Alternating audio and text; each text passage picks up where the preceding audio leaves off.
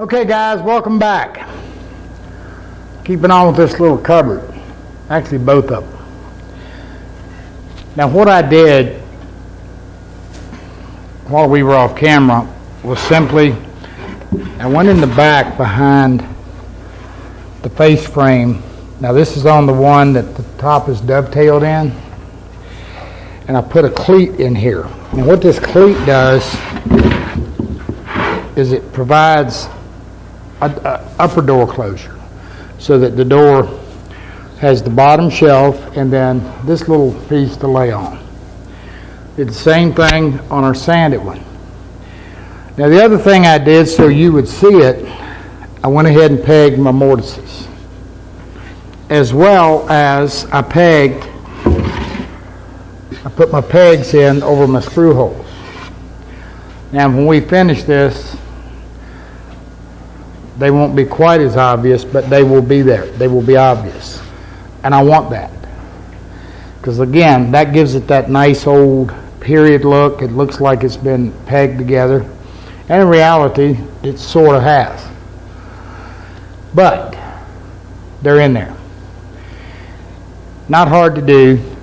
So I'm going to show you very quickly on the other one exactly what we did.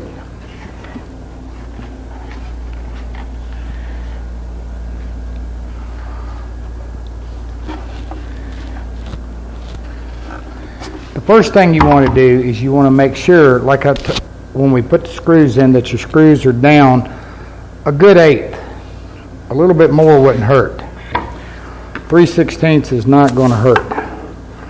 So I'm just making sure these are down so that I can get a good, plenty of room for the peg to hold.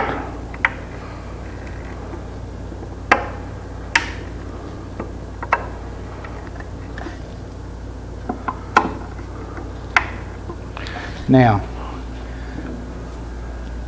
all I'm going to do, here's the little peg. If you can see real good, all I did was I cut a peg, and these are not quite a quarter. Not quite a quarter means they're a little bit more than 3/16, but not quite a quarter. And all I did was on a sander just barely rounded the tip of it a little bit. Not too far up. If you go too far up, then it's not going to fill the hole. Then you just simply get with the program. Meaning, put them in place. Don't use a mallet. A mallet will bounce. Now, they're not going to go in real deep, but deep enough.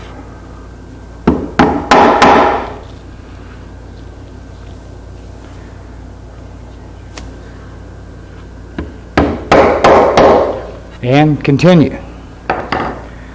Now, all I'm going to do, if you look at the one I've already done here,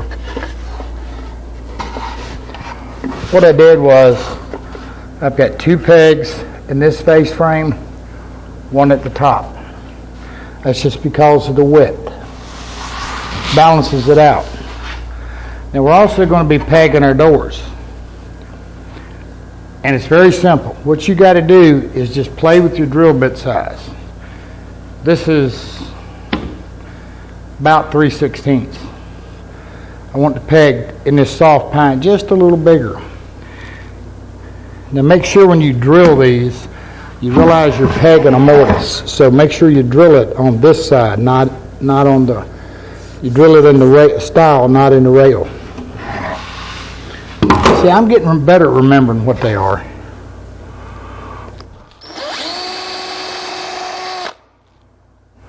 But I'll also tell you this. They're predominantly cosmetic because this modern day glue and this pine, they hold really well. Now one of the things when you're sanding and you've got the pegs. Pegs are going to act like a knot. When you're sanding a pine, take something like 120, or even if you've got a lot, something like 80. and do your flattening, leveling. And the reason for that is that within pine, and some of them are worse, we've talked about the hard and soft grain. And something like a 180 or 220 has a tendency to ride on the hard grain, or a peg or a knot. It's going to ride on top and take the soft grain around it. It's very difficult to get it flat. A coarse grit sandpaper will take it down and level it better than anything else. We call that construction sanding. Now that said, once you've done that, to come back, if you do an 80, go to a 120, then go to a 180.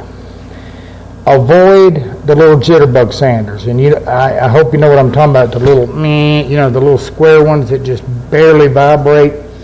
Pine is a soft wood, and they operate in such a short stroke that they'll put those little, looks like a fish hook in your finish. When you dye it, you stain it, you see this little thing looks like a fish hook. They're really bad about doing that. A good hand sanding when you're done with the grain is something that also helps. Here's a big thing, and it doesn't matter whether it's pine or whatever it is. Make sure that you round all the edges. Never leave a sharp edge. And I'm going to keep telling you this, and the reason is a finish doesn't like a sharp edge, nor does a color. And as you're finishing, if you have a very sharp edge, the finish will actually repel away from it instead of flow over it. We call it easing the edges or breaking the edges. You always want to do that. And again, what happens is by doing that, when the finish flows over it, the finish meets from the opposing sides, and it will actually rebuild, if you will, that sharp edge. But you really don't want sharp edges. Sharp edges wear easily, and you don't realize that when you're finishing something, you just touch them and they go, you sand your color off or remove the color. They also wear easy, and so ease those edges always. Okay, now that's basically the pegging part of it. Then cut the pegs off, sand them flush, and you're good to go. Not a hard thing. Okay, I'm going to stick the rest of these pegs in. We're going to come back and we're going to take a look at getting the doors glued together and decide what we're going to use for color. All the pegs are in. Now I forgot to mention something. The pegs, and these I'm using are cherry. I like to use a good hardwood for the pegs. Pine is just too soft. It's just entirely too soft, and when you peg it, you're not going to get a very good definition of the peg. Okay, let's see. Everything on this is done. We're ready to glue up a door. This has got to be sanded, of course, and smoothed up. Now, I want to draw your attention again to this transition area right here. And you can see with it all glued up, it's just a little peak there. And all we need to do is blend that out. Now, I've already done it on the other one.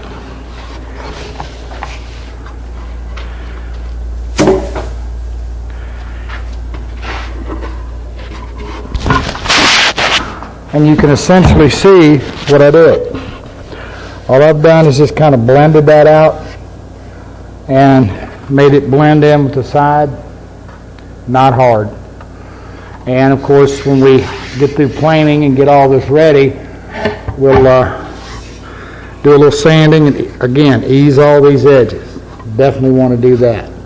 All right. Now I think I mentioned or said that we were going to make this pine look like cherry. And on the country one, I kind of want to keep it country looking. Now, this is a piece of pine that's got blotch control on it. 2 coats. I'm just touch sanding it. I'm going to show you the colors I think I'm going to go with. I have not gotten approval on the colors yet, but we'll see how this goes. For the cherry, I'm going to use a dye, just so I can show you using a dye. And this particular color is cinnamon. And with the blotch control on the cherry, I think I can get a really nice, on the pine, I think I can get a decent cherry looking color. Now this hasn't been on very long, and I can tell the blotch control has not dried because it's picking up little dark streaks in it. I'll also do another test on the other side tomorrow after it's dried to make sure that I've got enough blotch control on this pine that I'm going to get a nice even coloring. But that's what I'm after. Okay, now with that said, since we're talking about finishing, you're going to have, I see all the time out here on the forums in different places, guys talking about, oh, well, dyes don't blotch as much as stains. Oh, really? Okay, I wish somebody would have told me that. It's thin as water, and something that thin is going to be absorbed far easier than something that's thicker. Ideally, on a pine or a blotching wood, you want a gel stain, which lays on the surface. That's what stains do. Stains stay on the surface more. Dyes are totally absorbed. So what you think might blotch the worst? But I'm not an expert. Never said I was. I've been doing it for about 40 years. What do I know? Okay. Now this is golden oak because I want, just a kind of nice pine look. And one of the things I like about the General Finish brands of water-based stains is that they're thick. So they very much act like a gel stain. So they help in the blotching. But now this again has got some blotch control on it. So this is the color I'm going to go with on my pine. Then we're going to get a coat of finish on it, and we're going to blotch it. Not blotch it, that's dumb. We're going to glaze it to accent and give some wear look to it. How you like that with that blotch control? It kind of helps that sapwood a bunch. Okay, so that's what we're going to do. Now the reason I need to know this now is because we're getting ready to do the door. We got to glue them up. So what I want to do is I want to get a little bit around each edge. I'm not going to worry too much about it. I'll be able to blend this out fully when I'm done, or when I'm doing the whole thing. But what I do want to do is get just a little bit of color around there. So like I said, if this panel contracts, there's not going to be a discolored edge showing up.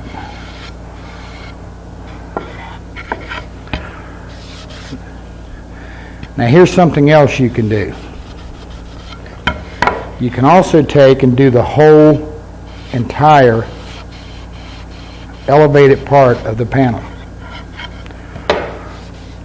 Now you're not going to notice it a lot until we stain it again. And even then you're not going to really notice it, but what that's going to do is you're going to be getting a double stain around this elevated part.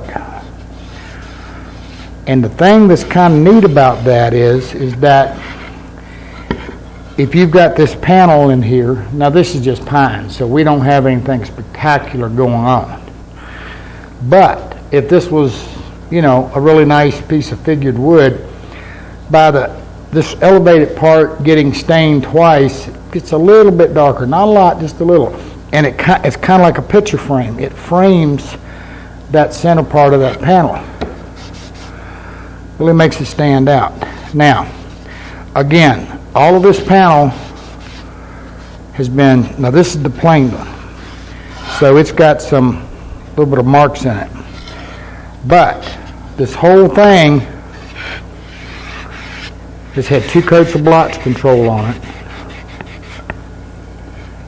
And I'm just going to worry about hitting around the edges of this on the back. No, I'm not. I'm going to do the whole thing. Make it easier to control when I get in to doing the final stain. It's also water-based. That means that I can actually take a little bit of water if I want to and wipe this down and help pull some of the color off if I need to, and we'll get into that a little later. Now you can definitely see some of the tear out from the hand plane. I want that. Part of the flavor. Part of what we're doing. Okay. Now let me prep the one that's going to be sanded that we're going to make look like cherry. Again, it's a die. Little different animal. All right. So I'm going to dye my panel the exact same way I did the other one. I done got stain all over my hands. First time it's ever happened. Jeez. Yeah, I maybe should be wearing gloves. Around here somewhere. We'll make do.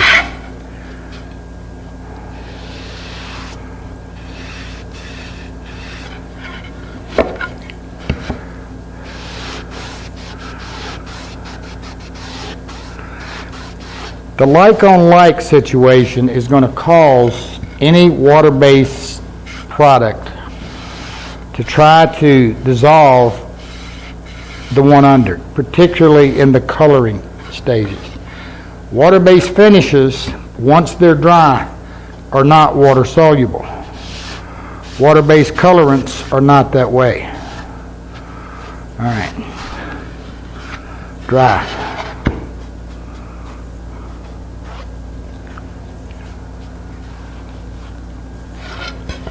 Now this die is going to do basically the same thing. That perimeter of that frame is going to get just a little darker, or the outside edge of that, and that's what I want.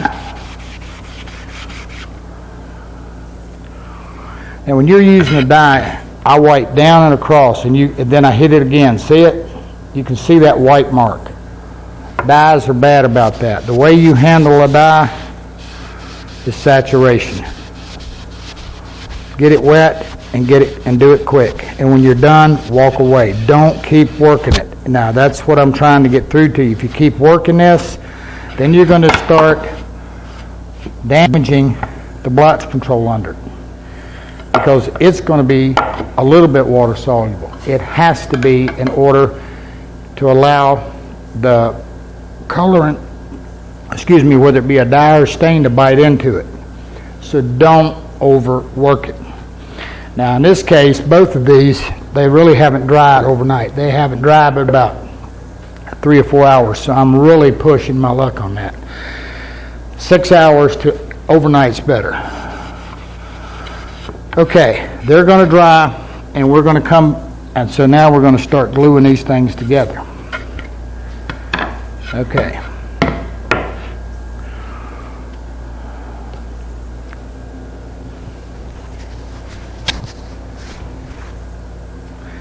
All right. I got to wash my hands because I'm getting red all over my brown.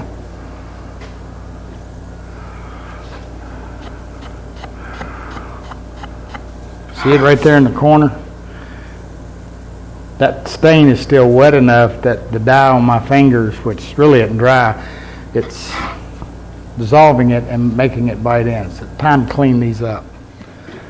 I fitted everything up earlier, and if you recall in the last webisode, one of the things I was dealing with a little bit was my edge right here was a little thicker. So I hand planed and sanded a little bit just to make sure that I could go in and go to the bottom nicely. Now, what I'm going to do, and if you also recall, this panel is narrower than the opening for expansion and contraction. What I like to do is and you do not glue this bottom, never, because it's got that panel's floating in there and it's got to be able to expand and contract. But to keep this panel from moving around, as in rattling if it ever dries out enough and gets loose, I like to put a little drop of glue right in the center and then center the panel up.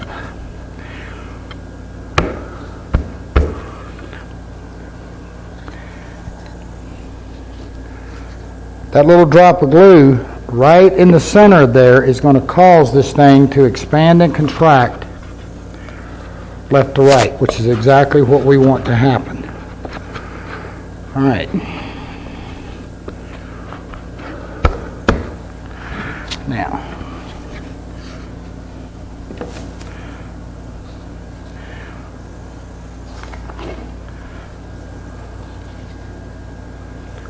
also be careful when you're gluing these that you be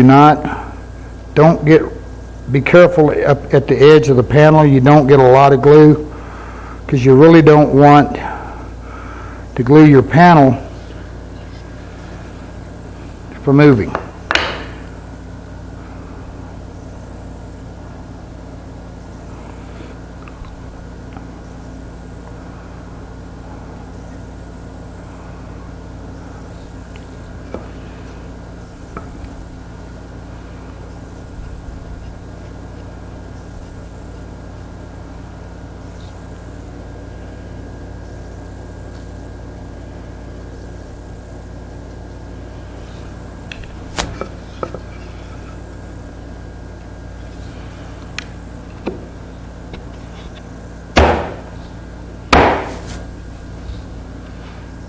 That'll work. Do it again. Get a little bit of clamp, get a clamp on it. Make sure you clamp it up square and flat.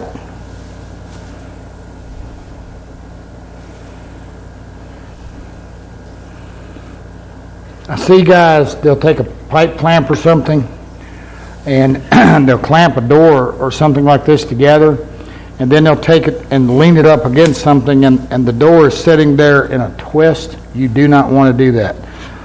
That door will dry in a twist. And if it does, you got issues.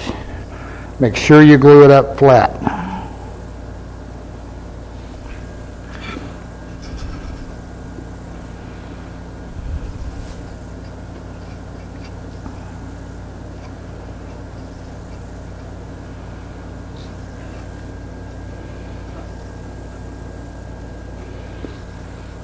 Out on YouTube or somewhere out there, I've got a video about making what we call a drawer box.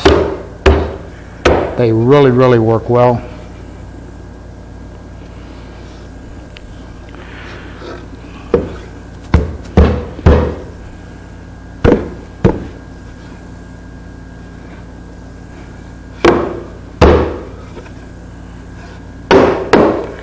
All right, what I'm going to do is I'm going to lay this down flat.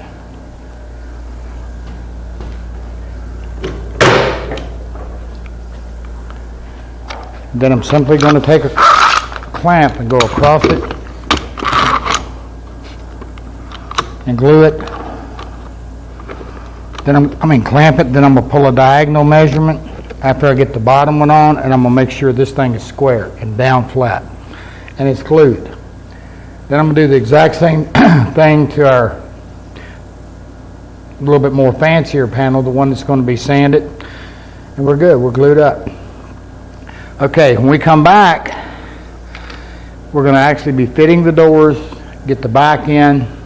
We got to put a molding on the top of the one that's dovetailed, and then we have to route and put a top on the other one. And we're about ready to finish. Now the thing we're going to do again, we're going to, now this one will be hand planed some, but we'll still take some sandpaper and go over it. Once that's done, then we're going to come back and give everything 2 good coats of blotch control. And we'll be ready to finish it. Continuing on with the little pine cupboards. Got the doors glued up, fitted in the opening. Now I want to turn my focus on the hinges. And we're using rat tail hinges from Horton Brass.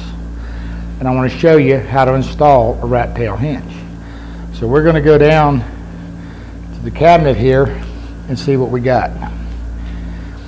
A rat tail hinge basically consists of 3 parts. You've got the leaf, you've got the tail, And then you have the post that secures everything. So it acts as a stop for the leaf.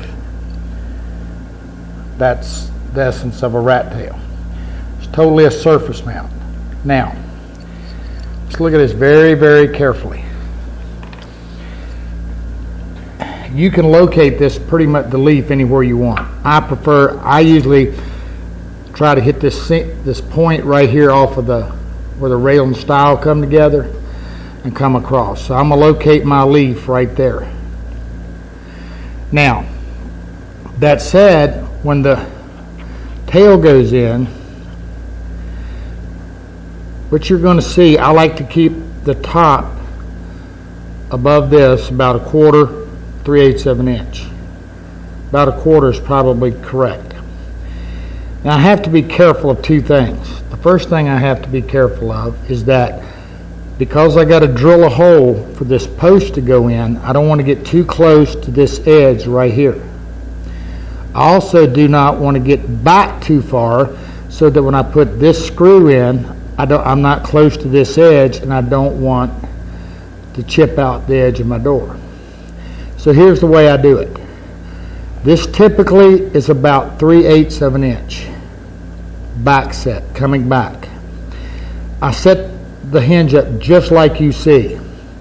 Then I mark where the bottom of this is where the flat part of this has to be, so that it sets right up against the bottom of the leaf. That's our top and bottom adjustment. So then I mark it in place. Okay. Once I've done that, this is my barrel. In other words, this is where this is going to be setting. Then, I want this. And if you notice the way these are made, it's pretty much flat with the face of the actual screw itself. So as long as I drill this where this edge is right against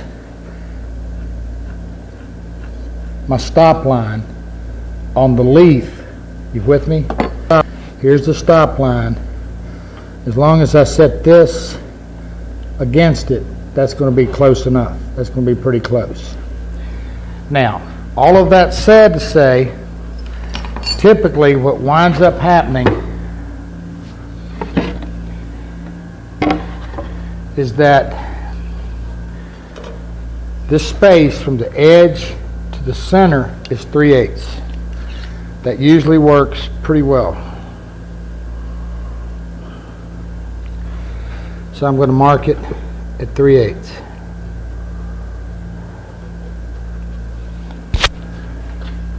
I got a lot of marks there, so let me define which one it is.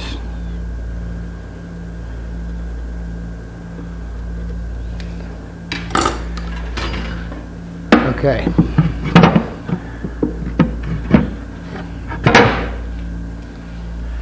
Let me get my top one laid out here and make sure I'm right. Okay, that looks good. Then I simply drill it. I want to keep the hole on the bottom side of this line.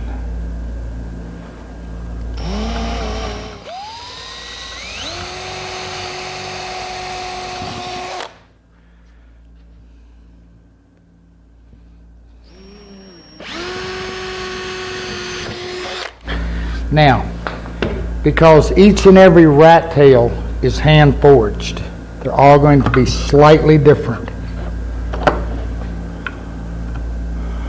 So what I do, you can fit these up and go ahead and hinge it before your construction. However, what I prefer to do is simply do it after the fact. The reason for that is that what's going to happen is that each one of these holes in the different leaves, like I said, can be a little bit different. So they're pretty easy to fit up. So I just do it after the fact. But I do want to get my post holes drilled before I go to finishing. Pretty simple, actually. Now, if you're ordering rat tail hinges, you want to be sure you get a left or a right, because they are specific to that. Okay?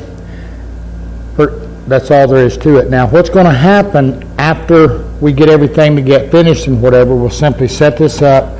We're going to attach, we're going to screw our tail in, and when you screw these on, make sure that you're down tight to the stop, and make sure that if this, again, your hand forged, if there's any wiggle in here, that you make, because if you're doing it laying like this, is that you have this hinge all the way this way, all the way toward the inside of the door, so that if you see this little bit of wiggle, if you have this hinge back this way, when you stand it up, it's going to let your door drop.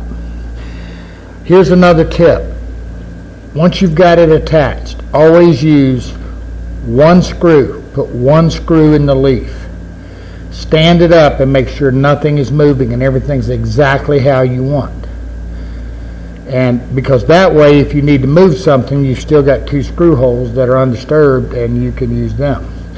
You really want to use a self-centering bit to do it. Got it?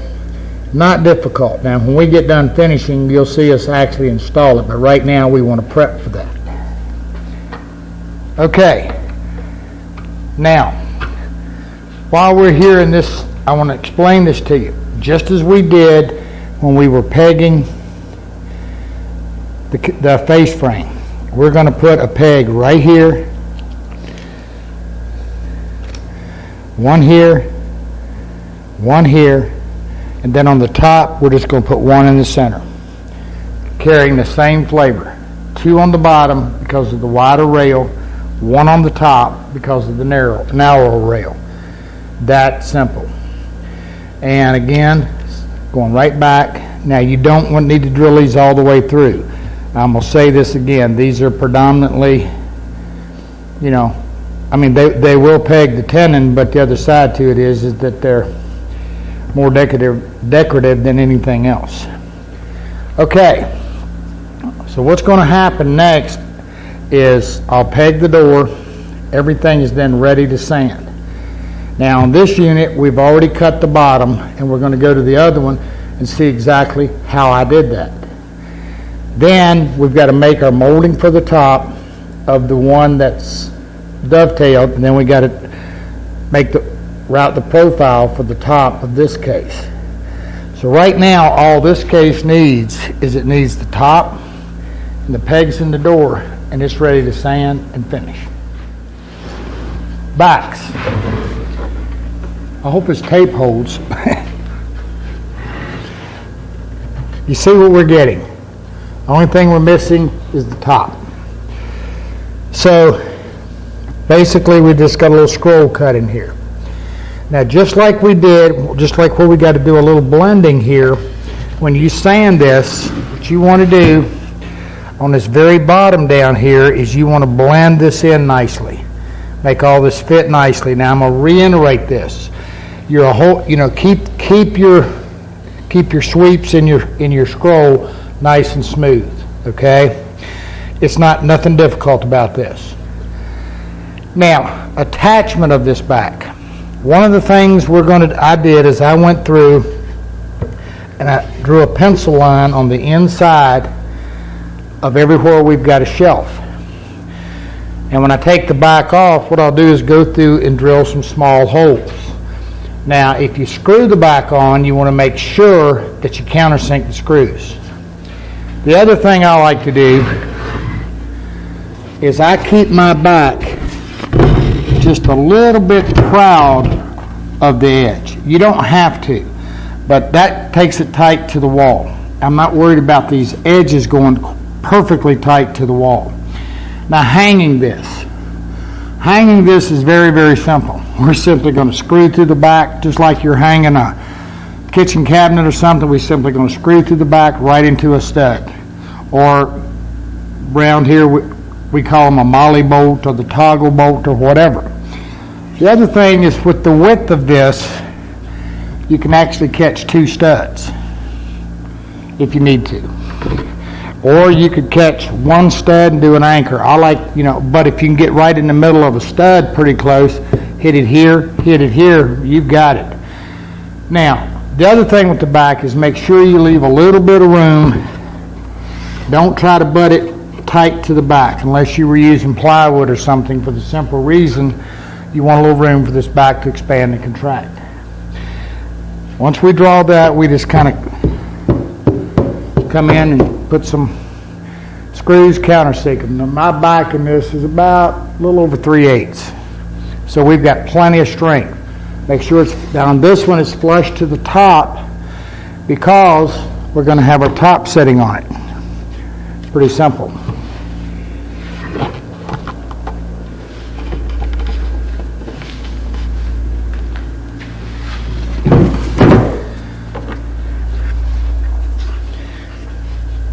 When we do a PDF for you on the scroll, this is essentially what you're going to get. It's a little more than a half pattern, and you'll see that in a moment. On the one that we're doing the dovetails up through the top, what I did was I simply took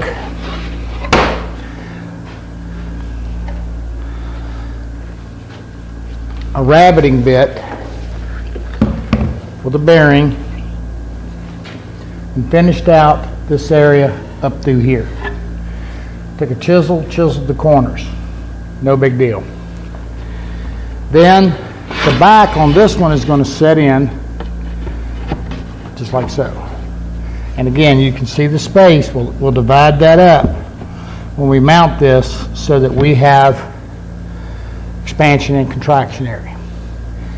Now, what I'm going to do is I simply want to make sure that this is uptight and square.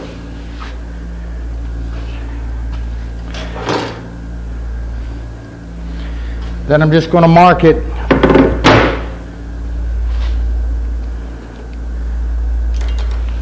from point. Get this router out of your way. Then I'm simply just going to mark it from this point to this point.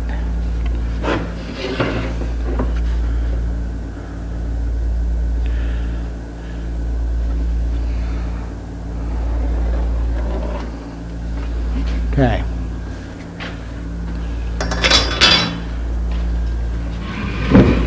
Then, taking the pattern from the bottom point, this edge square to the edge of the back, I'm going to trace my profile.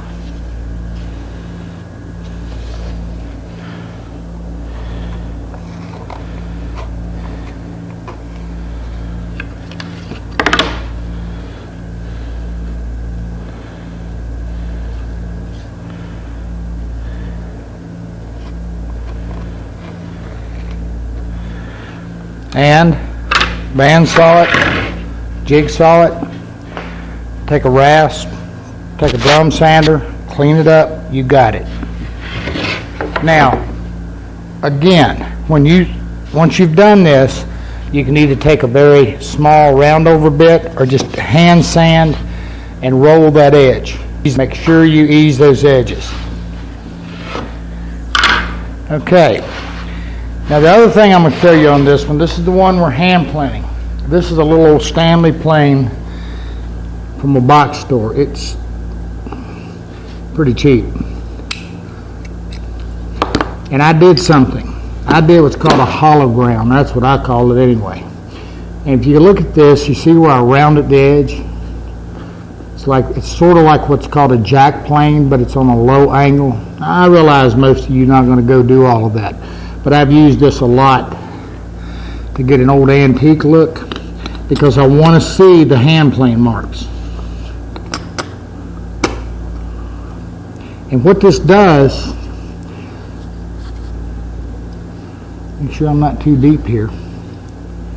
What this does, the old timers would have used a jack plane. And it's a steep angle, and it has basically this hollow ground. They used that for heavy removal.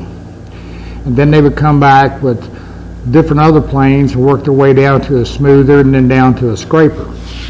But what this will do is when you hand plane it, because it's cutting on the front part of this, it'll kind of give you a little bit of a rippled surface. And a textured surface. Now that being the case, it's if you do it much with old antiques and whatever, and you look in the backs of them, man, that's just the way you've seen it. They take that jack plane and get that thing down close, call it a day. So anyway, that's what we're going to use to put a little bit of flavor in this. And you can see right here on the bottom of this shelf, and a couple of you guys was in here when we was made the comment, said, Charles, you done tore that thing all up. Yeah, I did. Sure did. I got news for you. I ain't done. I want it to look old. So that's what we're going to do.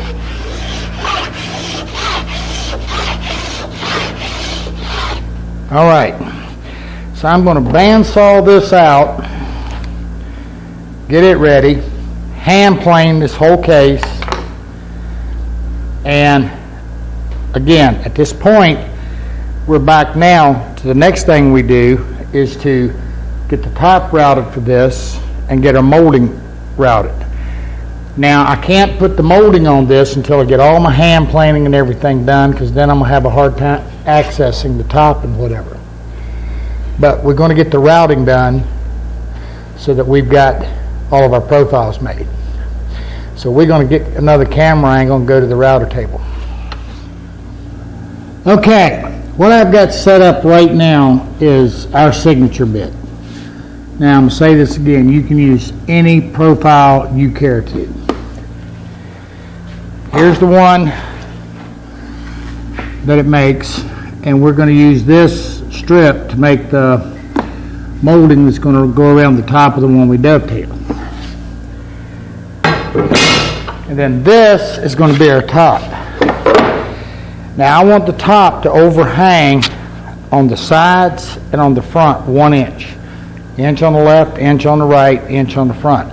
So my case is 18, so this is 20 inches wide. And I think it's 8.5, so this is going to be 9.5. Now again, I'm wider than what I need to be. Why? Because if anything messes up and I need to get a chip out or something, I can trim it away. We're back to that sneak up on the thing, guys.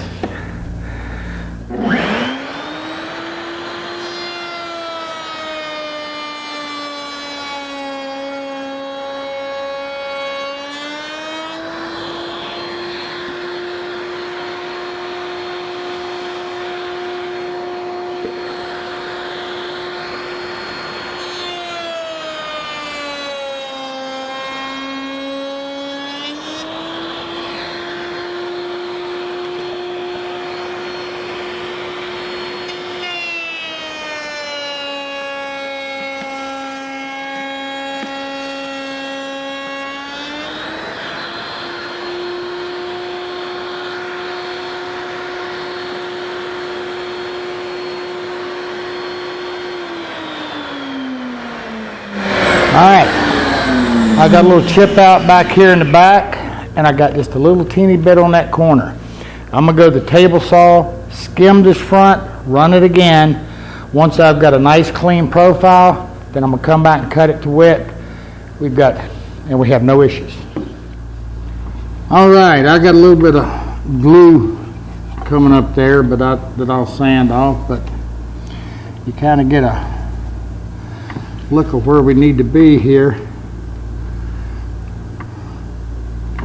It's close enough just to get a sneak peek. So there we are. One top. Not difficult. Okay. Now, I'm going to run the molding. Now the top is 7/8 and so is my molding. And the reason for that is so that on the other one, when we go around, we want to cover the dovetails on the sides. Just have them show through the top. Now, when I cut this on the table saw,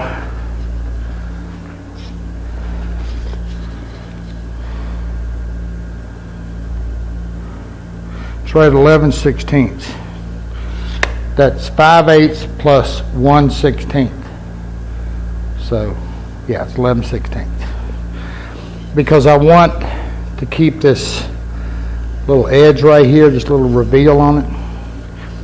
And then it'll go around the top. Okay. I'm going to get, like I said, I'm going to get that planed, this one sanded. And when we come back, what we'll be doing is we'll have that ready. We'll get the molding attached and everything else will be done and we're ready to finish. Okay guys, what I've done is I've taken the molding, just to speed this up, and mitered the two corners for the one goes across the front. Obviously I've got clamps so it's glued. And the reason I can glue this is because I'm doing a flat grain to a flat grain.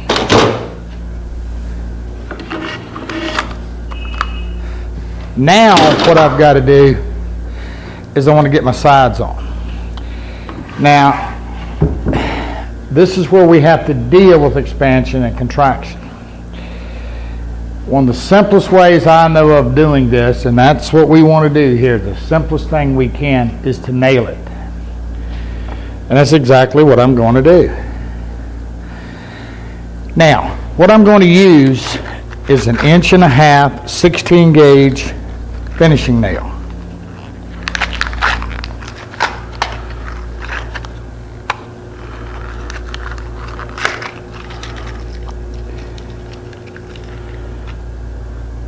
Simple as that.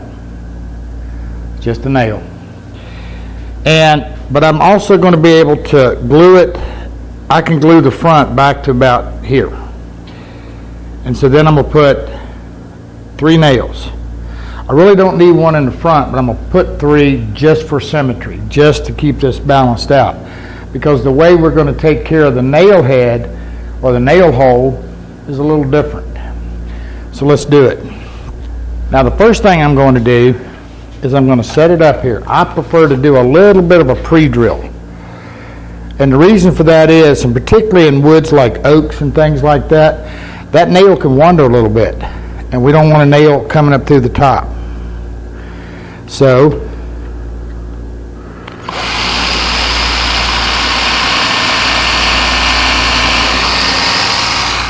just a little pre-drill here.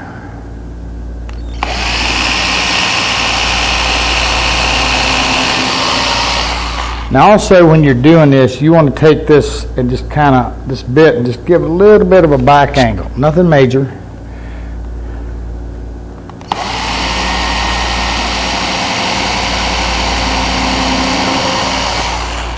Okay. Now obviously what I've done is I've hand planed all of this. I haven't the top yet because I'll do that after the molding is on. And I just took a sander and a little bit of 180 and gave it a quick buzz.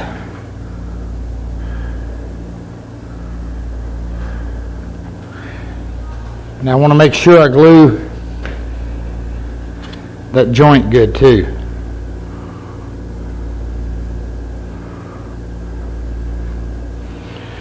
All right.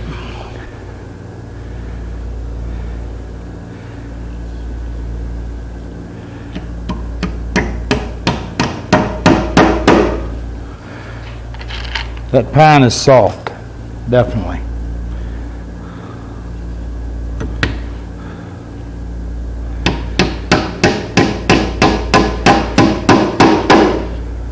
Now don't take the nail down so far that you damage your molding.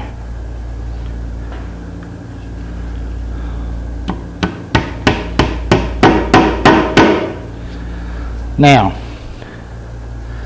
this is a number 2 square drive bit, putting in screws. And to tell you I've done this a time or a zillion, the back of it is actually knurled, which means it's been hammered and beat down.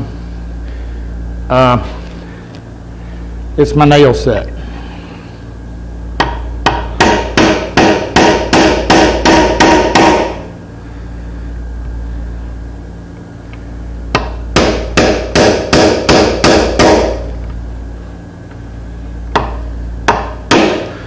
Now what I'm about to show you, could you have used on these sides? Absolutely. Now to understand the nail, you know, they've been around a little while and they're still there, they're still holding. The nail being metal will flex with the expansion and the contraction. They just do.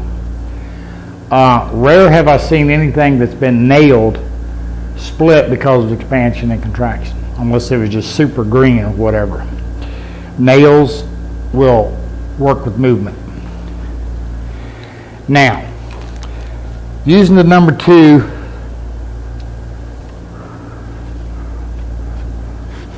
square drive bit gives me something. When I set it, I now have square holes. I could put some filler in there and it would look like the square pegs. But what I did was I went to the table saw and very carefully I cut me some, these are about not quite 3/16. Actually they're about 5 millimeter. Yeah, I know, but they're about 3/16. And remember how we did that side? Well, it's the same thing. All I did was barely rounded the end enough so that it goes in the hole nicely.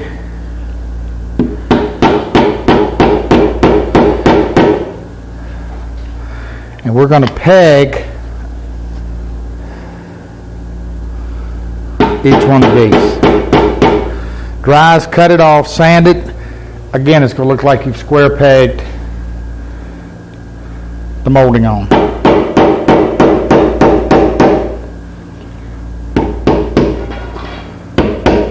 I do the other side, like I said, cut these off, sand them. It's going to look like square peg molding. Works pretty neat. All there is to it. Now what's got to happen, I'll do the other side and get the top hand plane, go over everything good with some 180, ease all these edges. I'll sand my little back molding there flush, and then I'm going to get some blotch control on it. And I think I'm going to have to go 3 coats. I'm going to tell you, I did some testing on this particular pine and it's not wanting to cooperate real well.